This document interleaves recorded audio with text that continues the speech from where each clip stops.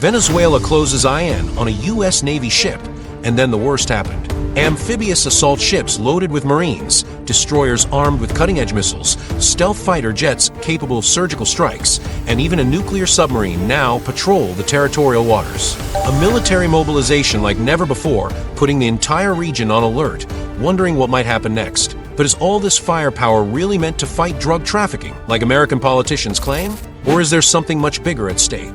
This is a geopolitical drama unfolding right now. And Latin America has never been so close to a confrontation that could change the region's history forever.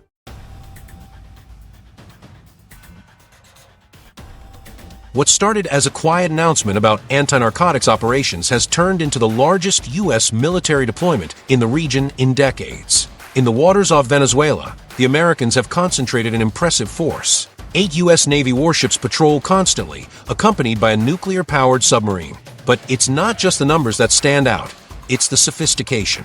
A Wasp-class amphibious assault ship capable of deploying thousands of Marines in combat operations. Arleigh Burke-class destroyers, armed with Tomahawk cruise missiles that can hit targets with surgical precision hundreds of miles away. A Ticonderoga-class cruiser, floating war machines that act as battle coordinators. And as if that weren't enough, F-35 fighters are stationed at air bases in Puerto Rico and on the island of Grenada, stealth aircraft able to slip past enemy radar. This isn't the kind of arsenal you use to chase down drug boats in open waters. This is the kind of force you mobilize when you plan to project power over an entire territory, when you're preparing for operations that go far beyond simple interventions. The command behind this movement is the U.S. Southern Command, the military structure responsible for all of Latin America and the Caribbean. For the first time in its modern history, this command has concentrated so many resources in a single region. Previously, this kind of mobilization was aimed at traditional conflict zones, Syria, Iraq, and Afghanistan. Now, in the Caribbean, America faces what its strategists consider an existential crisis, the issue of Venezuela under Nicolas Maduro's government. To understand why the Americans did this, we need to take a few steps back to the long history of tension between Washington and Caracas that stretched on for over 2 decades. When Hugo Chavez came to power, he turned Venezuela into a symbol of resistance against U.S. interests in the region.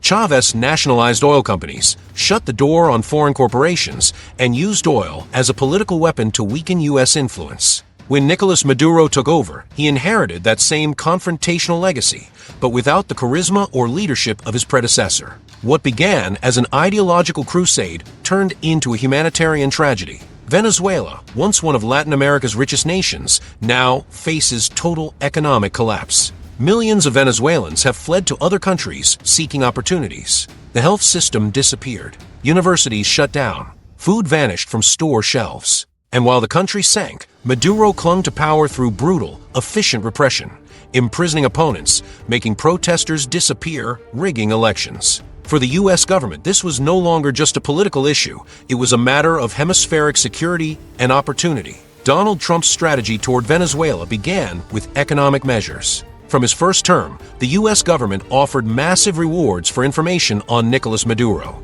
It started in 2020 with $15 million. In January 2025, it tripled to $25 million. But by August, the bounty was raised again to $50 million, an astronomical figure reflecting Washington's growing determination to remove Maduro from power. More than condemning him, the Americans were literally putting a price on the Venezuelan president's head. But words and money weren't enough. In August of this year, the U.S. Department of Defense made an announcement that surprised even veteran geopolitical analysts. The U.S. government, through an official document, declared that the country was now in an armed conflict against drug cartels. That fundamentally changed the legal framework of military operations. Suddenly, drug traffickers were no longer ordinary criminals. They were classified as enemy combatants, which meant U.S. forces had the legal authority to eliminate them without the usual legal restrictions that surround police operations. With that new legal framing in place, action came quickly. Boats sailing in international waters near the Venezuelan coast, allegedly loaded with drugs bound for the U.S., became targets. The Americans didn't capture them. They didn't board them. They destroyed them with cruise missiles launched from ships and planes. At least 4 such operations have been confirmed. 21 people were killed in those attacks, individuals whose legal status remained murky. People the Venezuelan government insisted were Venezuelan citizens in legitimate territorial or international waters.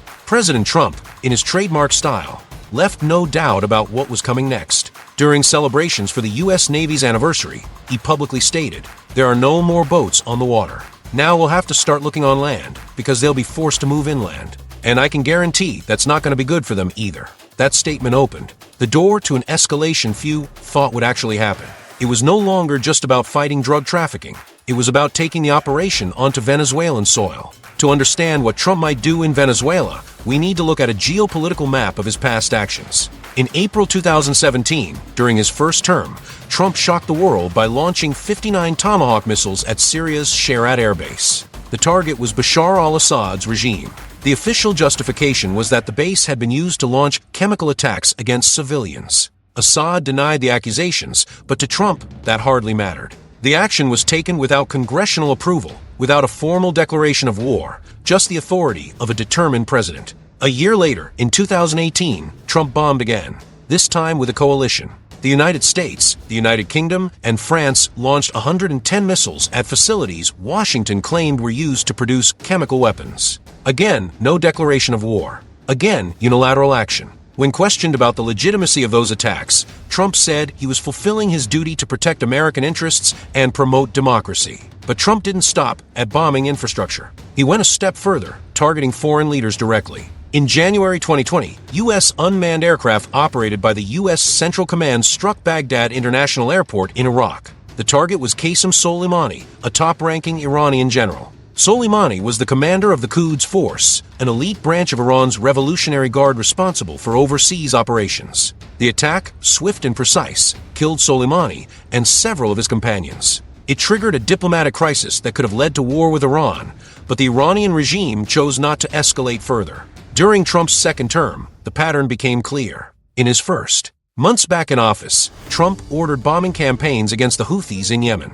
The Houthis, backed by Iran, had been attacking civilian cargo ships in the Red Sea since the Gaza War. Trump responded with what he called overwhelming lethal force. Dozens of airstrikes targeted underground facilities, power plants, missile batteries, and Houthi command centers. According to Houthi-controlled health officials, at least 53 people were killed. The pattern was set. Trump talked about ending wars, but in practice, he started them whenever he saw a reason or an opening. Critics called it hypocrisy. Allies called it resolve. The truth is, Trump had shown time and again that he was perfectly willing to use military force against regimes he considered adversaries without any need for formal legislative approval. While warships piled up in the Caribbean and attacks on vessels continued, something surprising was happening behind the scenes. Maduro, realizing the danger closing in, tried a different strategy. Through intermediaries and special negotiators, his government made a bold offer to the Trump administration. Maduro basically put all of Venezuela's natural wealth on the table.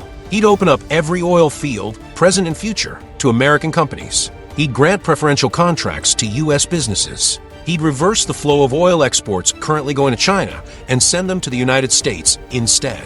He'd cut off Venezuela's energy and mining contracts with China, Iran, and Russia. Basically, Maduro was offering to hand Venezuela over economically to the Americans, turning the country into a kind of economic zone favorable to U.S. interests, all to avoid a military strike. It was practically an offer of total surrender. The Venezuelan government even negotiated the details of how this transfer of resources would work through intermediaries. Like Richard Grenell, one of President Trump's special envoys, there were advanced talks about how Chevron and other American oil giants could expand their operations in Venezuela and make enormous profits from exploiting the reserves. But there was one point Maduro wouldn't negotiate. He insisted on staying in power.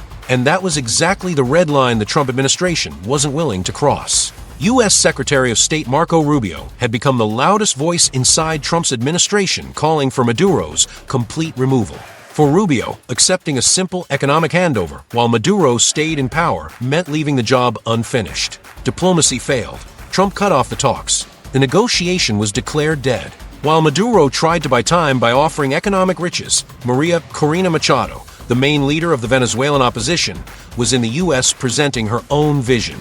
Machado argued that an even greater wealth awaited Americans and the world if her movement succeeded in taking power. She offered the prospect of $1.7 trillion in investments over the next 15 years. But unlike Maduro, who offered stability through authoritarian control, Machado offered stability through democracy. Her economic advisor, Sari Levy, was particularly blunt in her criticism. She stated that what Maduro offered investors wasn't security, it was control maintained through fear. The Trump administration has shown a clear intention not to fall for those easy solution offers. In October 2025, the Norwegian Nobel Committee awarded Maria Corina Machado the Nobel Peace Prize. Immediately, she used her newfound global platform to appeal directly to Trump, urging him to act decisively to remove Maduro from power. Feeling the threat closing in, Nicolas Maduro didn't just back down. He responded with his own show of strength, though clearly insufficient compared to American power. First, he ordered military exercises called Sovereign Caribbean 200, a 3-day joint maneuver involving his regular armed forces. But even more important was the mobilization of the Bolivarian militias, a network of armed civilians functioning as the government's paramilitary force. Thousands of Venezuelan citizens were summoned to receive basic weapons and shooting training. It was a clear sign that Maduro was preparing the country for possible resistance. Some analysts saw it as political theater, a way to show the domestic population that the government was doing something. Others saw it as genuine, though desperate, preparation for conflict. At the same time, Maduro rushed to international forums. He called an emergency meeting of the United Nations Security Council, a desperate attempt to draw the world's attention to what he viewed as American aggression.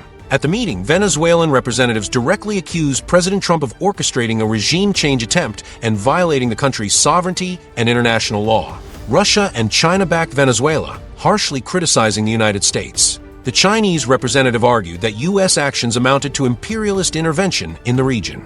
Moscow echoed similar concerns, but the American representative didn't back down. He declared that the U.S. does not recognize Maduro as Venezuela's legitimate government and that American forces are prepared to continue military operations as needed. To understand what kind of military action might occur, it helps to look at the U.S. track record in the region. In 1983, the United States invaded the island of Grenada, a small Caribbean nation.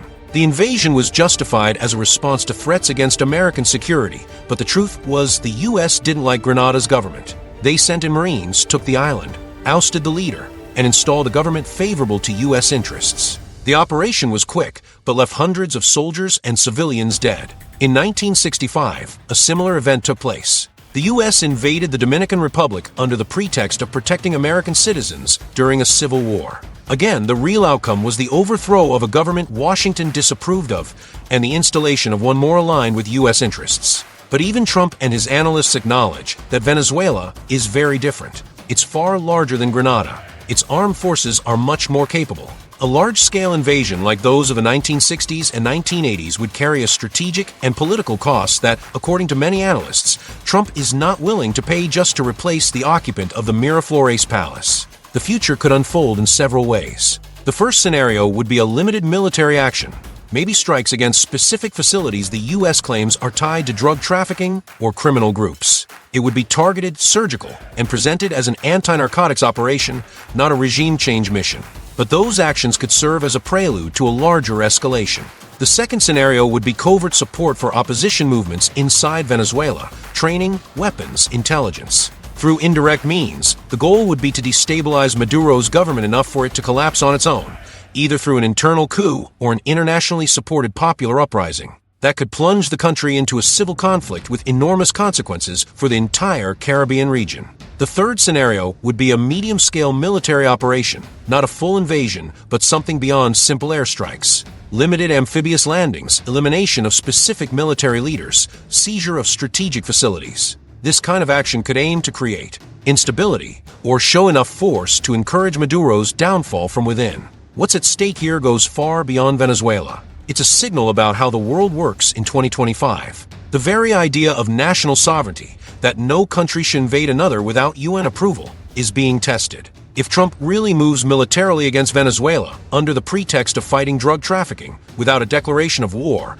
without congressional approval, without international authorization, it would set a dangerous precedent. Other nations could use the same logic to justify their own military interventions against neighbors they disapprove of. Trump's strategy of using the war on drugs as a justification for military operations provides a model that could be replicated elsewhere. Governments could use drugs, terrorism, or human rights as pretexts for military intervention in neighboring or rival nations. The international legal system that has governed relations between states since 1945 would be fundamentally altered. The implications of that would reach far beyond the Caribbean. The situation between the U.S. and Venezuela remains extremely tense. Warships continue to patrol. Trump's fiery rhetoric continues. Maduro defies and resists but feels the pressure mounting. Maria Corina Machado's Nobel Prize reinforces international support for the opposition. Russia and China criticize the Americans. Observers around the world watch, hoping for a diplomatic solution or bracing for what could be an unprecedented escalation. What will happen in the coming months remains uncertain. It could be a limited military operation. It could be a prolonged crisis of tension without escalation. Or, in the worst-case scenario, it could be a military confrontation that transforms the region and sets dangerous precedents for how superpowers act in the 21st century. One thing is certain. The world has never been this close to a historic turning point that could change everything.